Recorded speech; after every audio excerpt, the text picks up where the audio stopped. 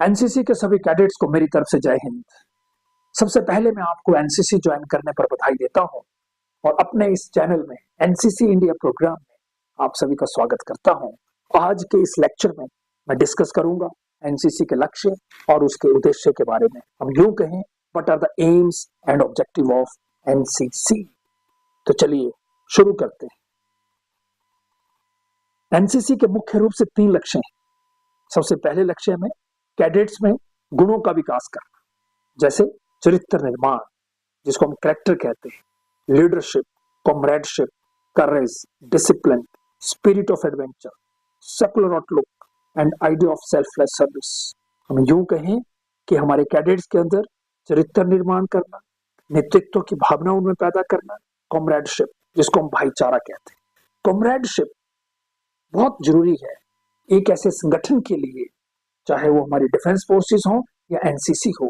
यहाँ पर कॉमरेडशिप, भाईचारा तैयार किया जाता है, भाईचारा डेवलप किया जाता है। और ये ऐसा भाईचारा है जब आप दो लोगों ने बड़ा डिफिकल्ट टाइम इकट्ठे गुजारा होता है और उसके बाद जो एक दूसरे को सपोर्ट करते हैं, एक दूसरे के साथ देते हैं, तो उस चीज को हम कॉमरेडशिप कहते हैं। तो इस तरह से भाईचारा तैयार करना, अनुशासन तैयार करना, धर्मनिरपेक्ष दृष्टिकोण, जो आपके सोचने और समझने का नजरिया हो वो धर्मनिरपेक्ष होना चाहिए। किसी भी तरह के धर्म और जाति से ऊपर उठ करके अपने कैडेट्स अपने फैसले लें। साहस की भावना, जिसको हम करेज कहते हैं, वो होनी चाहिए। और निस्वार्थ सेवा के आदर्श होने चाहिए, आइडियल्स ऑफ सेल्फलेस सर्विस। मतलब निस्वार्थ सेवा से अगर हम अपने राष्ट्र के प्रति काम करते हैं तो ये हमारा सबसे पहला लक्ष्य है एनसीसी का। इसके बाद जो हमारा दूसरा लक्ष्य है वो ऐसा है कि जीवन के सभी क्षेत्रों में नेतृत्व गुणों के साथ संगठित, प्रशिक्षित और प्रेरित युवाओं का एक ऐसा मानव संसाधन तैयार करना जो राष्ट्र सेवा करे, चाहे आजीविका का कोई भी साधन चुने।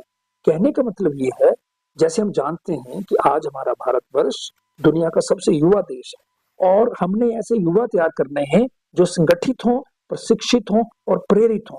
हम यूं कहें कि जो हमारा युवा है वो हमारा युवा पूरी तरह से ऑर्गेनाइज्ड, ट्रेन्ड और मोटिवेटेड होना चाहिए और जीवन के जिस भी क्षेत्र में वो जाएं, जिस भी क्षेत्र में काम करें, देश की सेवा करें, तो वो पूरे संगठित होकर के और पूरा मोटिवेटेड होकर के काम करें, सो दैट कि जो हमारी जनसंख्या है, जो हमारा युवा है, वो इस देश का रिसोर्स, वो एक संसाधन बने।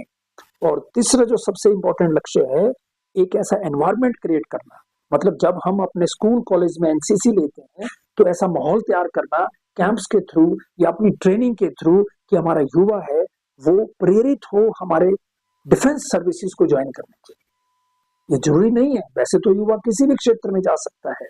जैसे हमने सेकंड पॉइंट में कवर किया कि हमने एक ऐसा रिसोर्स तैयार करना है जो ऑर्गेनाइज्ड हो, मोटिवेटेड हो और ट्रेंड हो।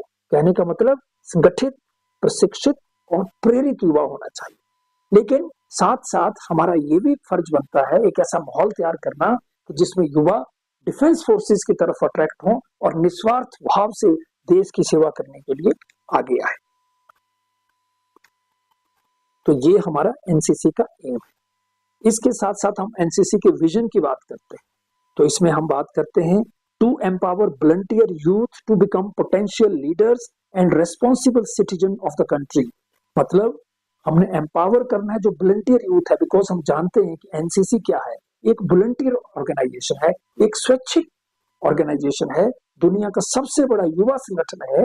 और इसमें to become potential leader and responsible citizen of the country, मतलब एक ऐसा नेतृत्व भाव हमारे युवा में आए और इस देश का एक जागरूक और जिम्मेवार नागरिक बने। ये हमारा विजन है एनसीसी का।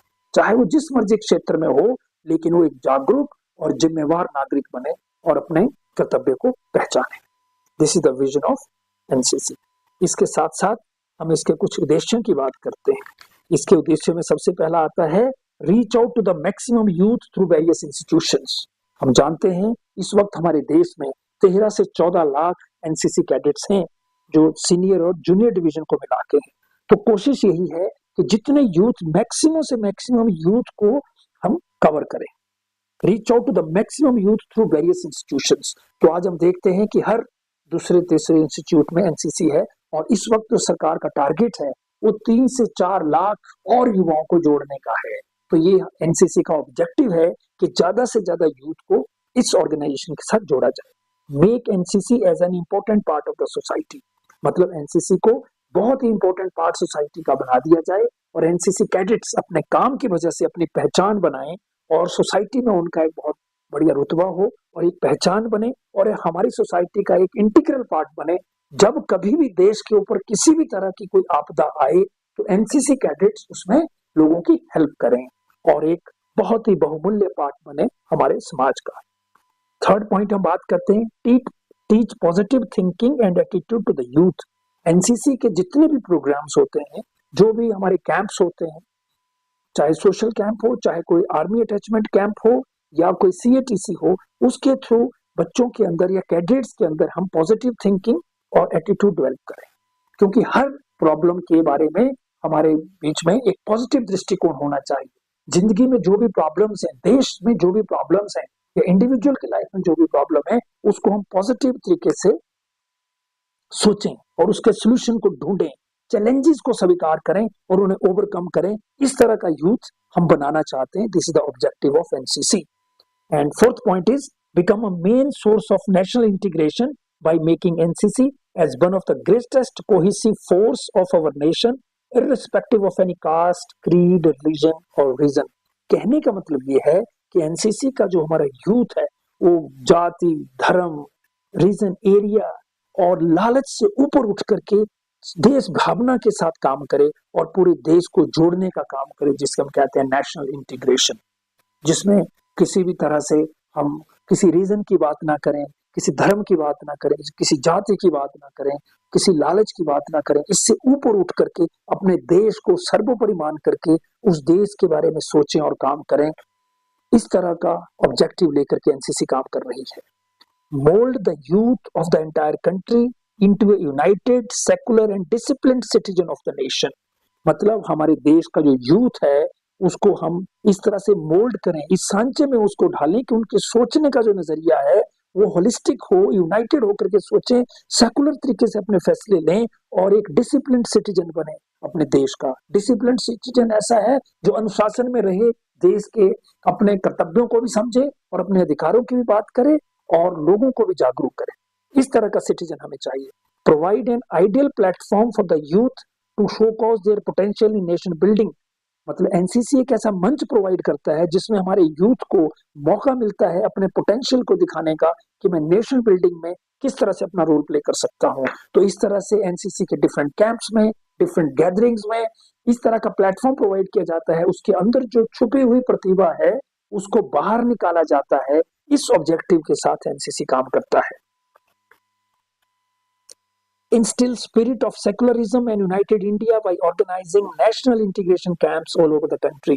National integration camps मैंने पहले ही कहा, देश को जोड़ने वाले ऐसे कैंप्स जिसमें हम क्या करते हैं, एक दूसरे का कल्चर एक्सचेंज करते हैं, एक दूसरे धर्म के बारे में बात करते हैं, जाति और रीजन से ऊपर उठ करके बात करते हैं। जब एनसीसी के कैडेट्स अपने कैंप्स लगाते हैं अलग अलग जगह पे, एक भारत श्रेष्ठ भारत अभियान के थ्रू हम दूसरी स्टेट में जाते हैं, वहाँ का कल्चर सीखते हैं, वहाँ के जो क्विजीन है उनको लोग खाते हैं, उनके त्योहारों को सेलिब्रेट करते हैं, उनके कल्चर को सीखते हैं, उनके लैंग्वेज को सीखते हैं, उनके फोक सॉन्ग को गाया जाता है, उनके फोक सॉन्ग को परफॉर्म किया जाता है। इस तरह के कैंप्स में, नेशनल इंटीग्रेशन कैंप्स में, तो उससे एक यूनाइटेड इंडिया की फीलिंग आती है और एक सेकुलरिज्म को बढ़ावा मिलता है।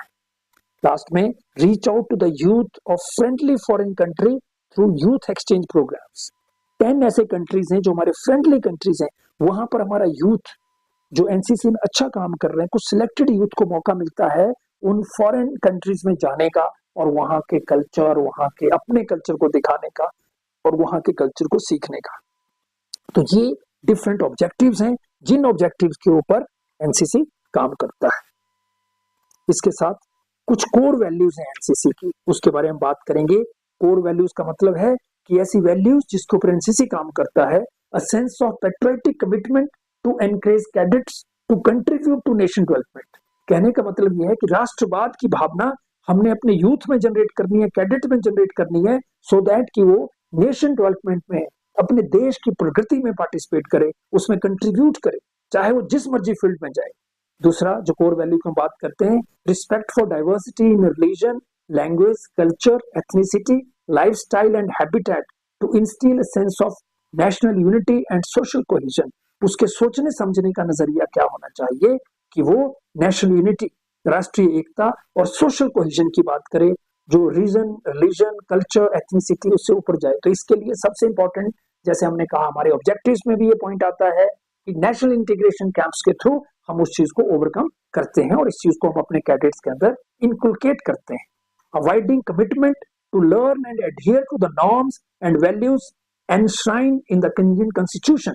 भारत के संविधान को आगे रख करके जो वैल्यूज उसमें दिए, जो नॉर्म्स उसमें दिए हैं, एक लॉ बाइंडिंग सिटीजन बन करके हम भारत के संविधान को रिस्पेक्ट करते हुए, उसको मानते हुए हम आगे बढ़ें और ऐसा यूथ तैयार करें।